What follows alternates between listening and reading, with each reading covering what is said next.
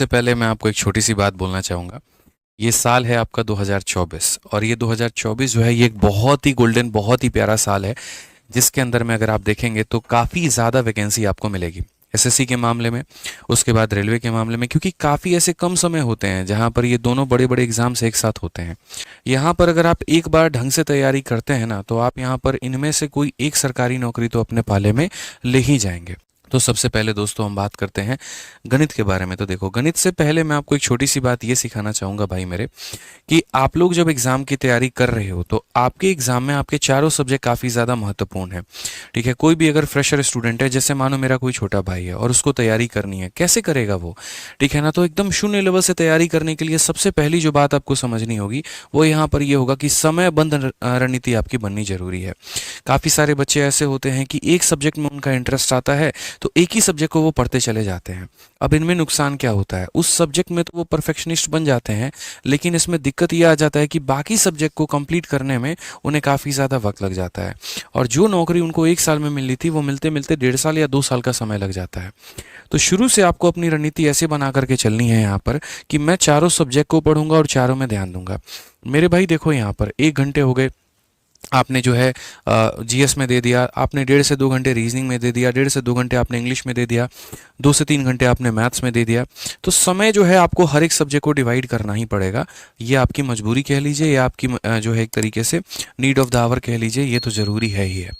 ठीक है, दूसरी सबसे बड़ी कमजोरी जो मैं बच्चों की देखता हूँ वो यहाँ पर ये है कि वो पढ़ाई तो पूरे हफ्ते करते हैं, लेकिन जब बात रिवीजन करने की आती है सैटरडे और संडे वाले दिन, तो उस दिन वो हॉलीडे वाला डे बना लेते हैं। ठीक है, उस दिन जो है यहाँ पर आपको घूमना है, उस दिन यहाँ पर थोड़ा आपको रिलैक्स करना है, ये आपकी सबसे बड़ी गलती है।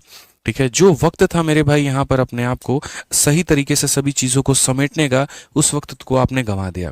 फिर मंडे आता है, अब मंडे रिवाइज तो करोगे नहीं, फिर नया पढ़ोगे, तो नया पढ़ने के चक्कर में क्या नुकसान कर बैठते हो, फिर से वही जो पढ़ा था उसको नहीं रिवाइज किया, तो एक तरफ तुम पढ़ रहे हो और दूसरी तरफ तुम भूलते चले जा रहे हो।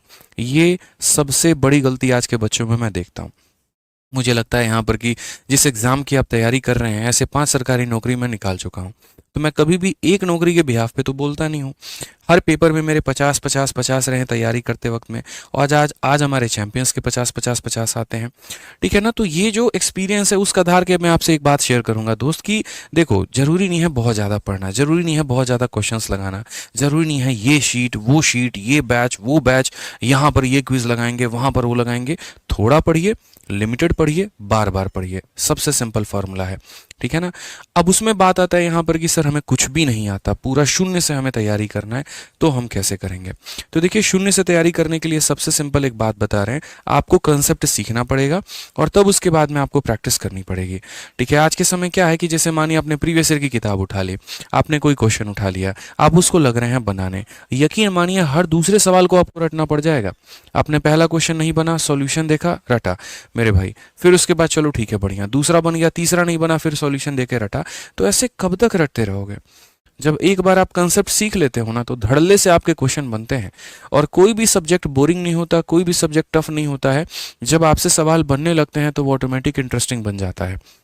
तो सारा खेल है क्वेश्चंस के बनने के ऊपर में, कि आप सवालों को किन तरीकों से बना रहे हो, क्या आपके अप्रोचेस हैं यहाँ पर।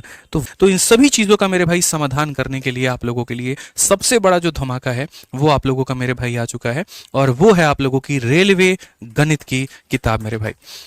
ठीक है, पूरे 1 साल लगे हमें इस किताब को बनाने में, जिसके अंदर में हमने किसी पब्लिशर के साथ कोई यहाँ पर कांटेक्ट नहीं किया, किसी को अपना नाम बेचकर हमने जो है रॉयल्टी नहीं ली, हमने खुद इसके ऊपर में काम किया। साल भर लग गए, 4 बार इस किताब को बनाई, 4 बार इसको खत्म किया। क्यों? क्योंकि इसके अंदर में हर बार हमें सेटिस्फैक्शन नहीं मिलता था।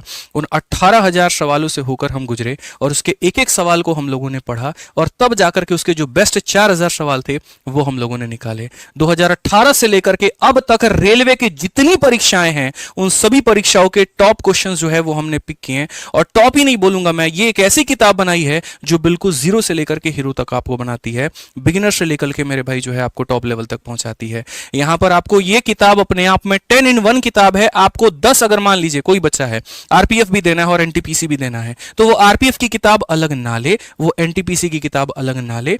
ऐसी किताब बनाई जो अपने आप में 10 in 1 हो। इनमें से अगर आप किसी भी परीक्षा की तैयारी करते हैं, या अगर आप 2-3 पर परीक्षा देने वाले हैं तो आपके लिए ये किताब अपने आप में एक ब्रह्मास्त्र साबित होने वाली है, जिसके अंदर में रेलवे के सभी टाइप्स को हमने कवर किया है। सबसे अच्छी इस किताब की जो बात हो जाती है वो यहां पर ये खासियत हो जाती है कि ये किताब मेरे भाई आपको पूरा का पूरा टाइप वाइज मिलता है। मैं जब ये आपको इंडेक्स दिखाऊंगा यहाँ पर तो आपको चीजें समझ में आने वाली है कि ये मेरे भाई यहाँ पर क्या है। अच्छा, ये किताब आपको कोई ऐसा नहीं है कि 15-20 पन्ने की है। जैसे मान लीजिए ये हमारी सीजल वॉरियर की किताब है, ये आपको थोड़ी इतनी पतली दिखेगी। ऐसे ही अगर मान लीजिए यहाँ पर ये किताब में यूपीएसआई वॉरियर हमारी है, मान लीजिए हम इसे जोड़ देते हैं, ये भी किताब आपको 200 पन्ने की दिखेगी। ये अकेली किताब की कीमत है 200 रुपये, ये अकेली किताब की कीमत है 200 रुपये। और सर वो भी देना एक बार, ठीक है, बस यही। ये हमारी आरपीएफ वॉरियर की किताब है, इसमें भी लगभग 200 के ऊपर पन्ने हैं, इसकी भी कॉस्ट है मेरे भाई यहाँ पर 200 रुपये। जब हम इन तीनों को मिला देंगे ना तो इसकी कॉस्ट कितनी हो गई, 600 रुपये की ये किताब हो गई आपकी। लेकिन उसके बाद इसको कंबाइन करने के बाद में यहाँ पर जो है आप सोच लीजिए आपकी ये वाली किताब बनती है जिसका नाम है मेरे भाई रेलवे गणित यहाँ पे। ठीक है, आप सामने अभी देख सकते हैं, और भी काफी सारी खासियत हम इसकी बताने वाले हैं। ये 3 किताब एक तरफ और आपकी ये किताब मेरे भाई एक तरफ, जहां पर ये रेलवे गणित पूरी अपने आप में 500 पन्नों की ये किताब बनती है। और आप इसका कॉस्ट का अंदाजा लगाइए, क्योंकि इसकी सिर्फ डिलीवरी का ही जो खर्चा है वो 80 रुपए है, क्योंकि ये 500 ग्राम से ऊपर की किताब हो जाती है। और अगर आप भी एक सेलर होते अमेजन पे या फ्लिपकार्ट पे तो आपको पता होता कि 80 रुपए सिर्फ और सिर्फ लोगों के घर तक पहुंचाने का इसका कॉस्ट लगता है। चैनल फीस जो होती है वो मेरे भाई अलग से होती है इसकी।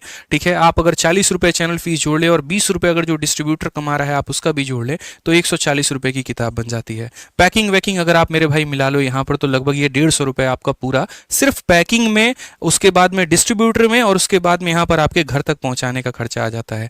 तो 150 रुपए तो आपकी आ जाती है। अब बच गए 500 पन्ने इसके अंदर में। आप फोटोकॉपी का चार्ज लगा लो कितना लगेगा। 500 पेजेस का अगर हम फोटोकॉपी भी करें लगभग यहाँ पर 1 रुपए भी लगा ले, चलो 50 पैसे भी लगा लेते हैं, तब भी 250 रुपए की आपकी फोटोकॉपी चार्ज लग जाएगी। सभी चीजों को मिलाओगे तो कम से कम ये किताब जो है ये आपको जाएगी मेरे भाई 350 पन्ने से ऊपर की, 350 से ऊपर की। लेकिन आपको ये जो है बुक आपको 259 में अभी अवेलेबल है, और वो भी फ्लिपकार्ट पे। ये अभी आप ऑर्डर कर सकते हैं अगले 2 दिनों के लिए। पूरे साल में लगभग 30 लाख से ऊपर की इसकी इन्वेस्टमेंट हुई इस किताब के ऊपर में।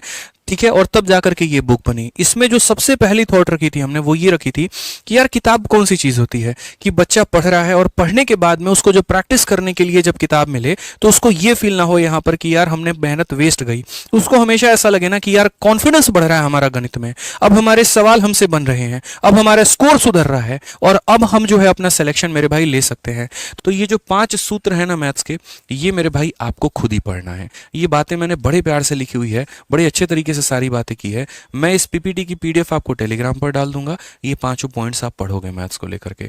बड़ा सिंपल सा आसान भाषा में मैं समझा देता हूं कि कभी भी गणित ऐसा नहीं होता सिर्फ वीडियो देखने के माध्यम से आप सीख सकते हैं, बिल्कुल भी नहीं। आप गणित में वीडियो भी देखते हैं और आप लिख लिख कर पढ़ते हैं, इस बात का ध्यान रखिए।